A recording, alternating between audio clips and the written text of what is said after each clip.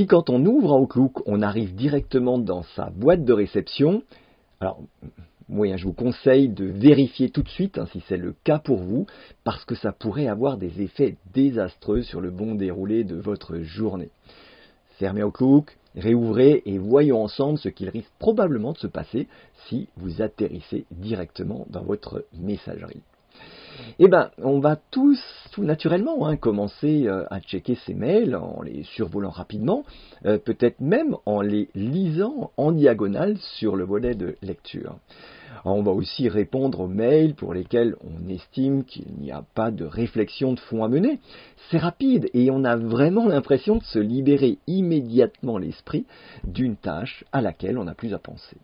On est convaincu que de traiter les infos au fil de l'eau nous rend plus efficaces, on n'oubliera rien, et en plus, cette sensation grisante de rapidité, en dépilant ainsi les mails, nous satisfait pleinement. Mais il y a un mais, et même un grand mais. Bien souvent, les réponses aux mails auxquels on vient nous-mêmes de répondre ne tardent pas à revenir, et nous voilà pris dans des discussions et des échanges ping-pong qui vont peu à peu nous prendre du temps à l'insu de notre plein gré. Alors je dirais même nous voler du temps. Si ces parties de ping-pong portent sur des objectifs qui sont les vôtres, eh bien, pas de souci, ce sont vos priorités du jour et c'est ok. Mais bien souvent, ce n'est évidemment pas le cas. Le problème, eh bien, on perd de vue nos priorités à nous. Les mails portant sur les sujets de fond, qui demandent de la réflexion et du temps, sont en train de descendre inexorablement dans le fond de notre boîte de réception, justement. Et ça y est, le processus infernal est enclenché. On fait avancer les priorités des autres et on laisse les nôtres de côté. On est en train d'accorder plus d'importance aux besoins de nos interlocuteurs. On va passer la journée dans notre boîte de réception, la tête dans le guidon, toujours à la limite de la noyade. Imaginez un instant, à la maison, vous relevez le courrier qui se trouve dans votre boîte aux lettres et vous rentrez chez vous. Vous ne passez pas votre vie dans votre boîte aux lettres. Alors, à partir de maintenant, commençons simplement par relever nos mails dans notre boîte de réception en conscience, quand nous le décidons, sans y passer nos journées en mode imposé et programmé comme un robot. Je vous propose d'essayer ça. Dans cette vidéo, je vais vous donner les 3 astuces qui m'aident à faire cela en conscience. Alors franchement ici, je ne sais pas si on peut parler d'astuces tellement c'est important si vous voulez retrouver plus de sérénité dans vos journées. Alors la première, elle est vraiment toute simple, mais croyez-moi, elle peut à elle seule avoir des effets ô combien inattendus. Il s'agit de modifier le dossier par défaut à l'ouverture de Outlook. Et oui, imaginez, si au lieu d'arriver directement dans votre boîte de réception, vous tombiez plutôt sur votre calendrier, vous allez forcément vous rappeler qu'il vaut mieux d'abord faire un point sur votre journée et réserver des espaces-temps en fonction de vos priorités, plutôt que de plonger la tête baissée dans votre boîte de réception. Du coup, quand vous cliquerez sur « boîte de réception », vous verrez que vous allez prendre conscience de ce moment précis où vous allez commencer à traiter vos mails. C'est vous qui décidez de ce moment. Il faut qu'il soit le plus opportun pour vous, le plus en cohérence avec les besoins de votre activité. Vous allez même vous rendre compte quand vous commencerez à faire avancer des priorités des autres plutôt que les vôtres.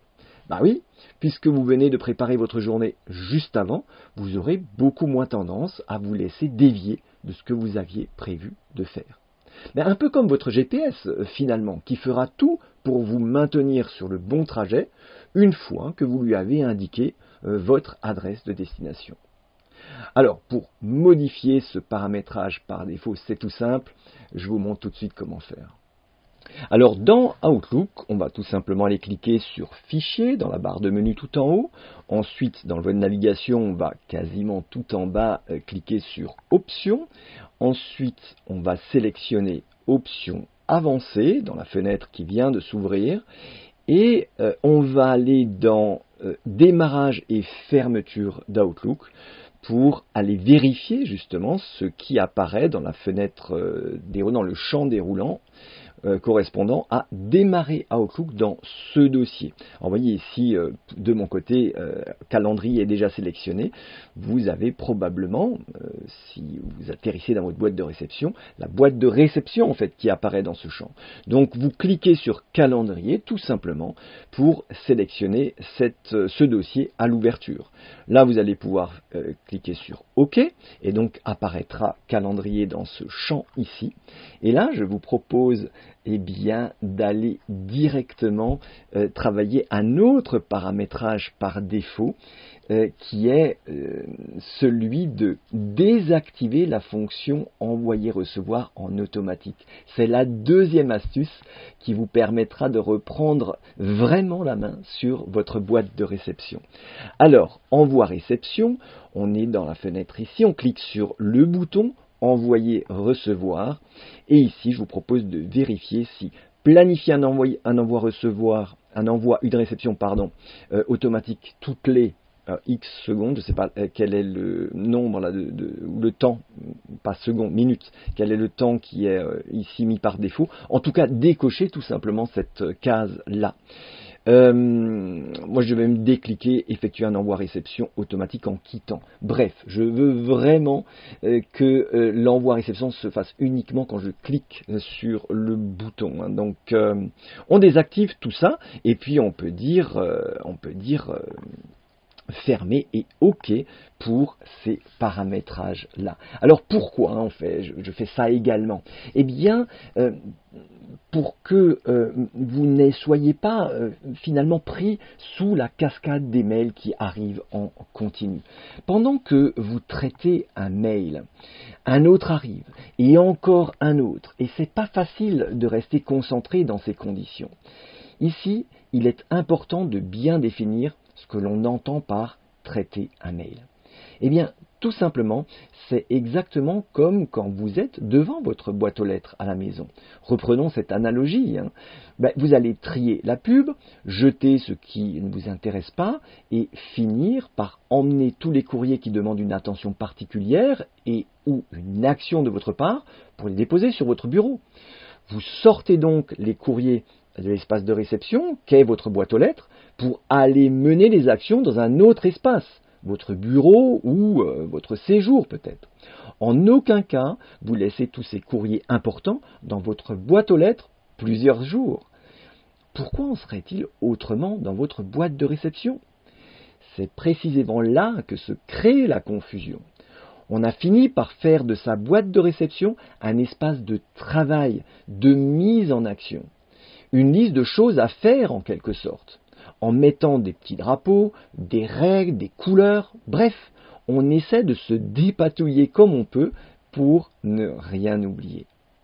Alors qu'ici, traiter ne veut pas dire mener et réaliser les actions contenues dans les mails, mais uniquement trier, jeter, planifier les actions et classer le cas échéant.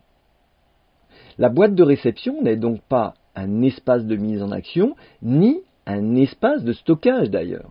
Mais alors, on fait quoi de ces mails qui demandent du temps de réflexion avant de pouvoir mener les actions qu'ils contiennent? Eh bien, sur la plateforme de formation en ligne, Systore 360, vous découvrez comment construire un système d'organisation personnalisé en 7 étapes qui vous permettra de traiter vos mails avec les fiches actions qui seront portées par OneNote et de gérer vos priorités avec la boîte action, paramétrage Outlook, sans vous laisser détourner par les priorités des autres. Ce n'est pas quelques règles ou petits drapeaux qui vont pouvoir venir à bout de nos problèmes de gestion des priorités. Il faut prendre le problème à la racine et améliorer l'ergonomie d'Outlook, de OneNote, OneDrive pour en faire de véritables outils de gestion de l'information et du temps. Et c'est vraiment sur ces deux axes que l'on va se concentrer tout au long de ce parcours en 7 étapes. Par exemple, dans Outlook, on a bien une boîte de réception, une boîte d'envoi. Pourquoi n'aurait-on pas une boîte d'action? C'est logique, vous ne trouvez pas? Alors, une fois les mails rentrés dans votre boîte de réception, après avoir décidé de cliquer sur Envoyer, recevoir, eh bien, vous passez en mode traitement. Vous les prendrez un à un, sans vous contenter de les survoler, en ayant l'assurance, cette fois-ci, de ne rien oublier jusqu'à ce que votre boîte de réception soit vide. C'est vrai, ça demande de l'entraînement, mais ça en vaut la peine.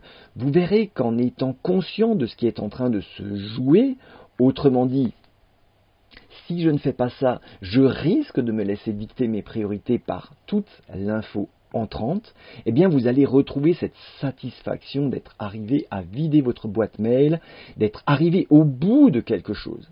Ça libère l'esprit, ça allège la charge mentale. Vous serez plus à même de ne pas vous laisser dévier de ce sur quoi vous aviez décidé de travailler.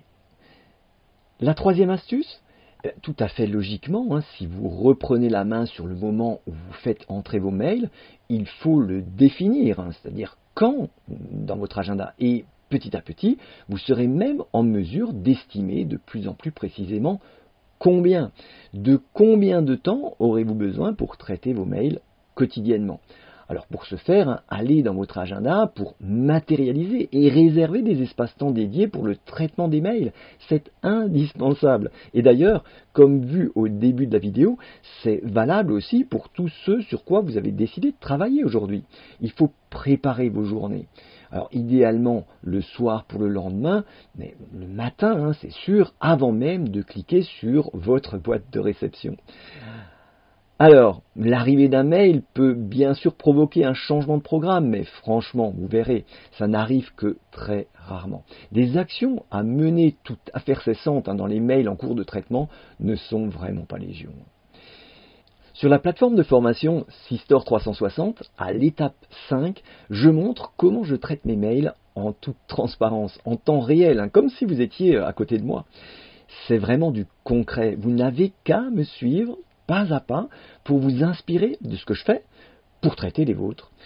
Vous aurez bien sûr construit, lors des étapes précédentes, votre propre système d'organisation personnalisé. Beaucoup me disent, c'est juste du bon sens, je ne comprends pas pourquoi je n'y ai pas pensé avant. C'est ça, juste du bon sens. Allez, je vous laisse là-dessus, prenez soin de vous, organisons-nous, prenez la main pour retrouver un esprit libre et serein. Salut.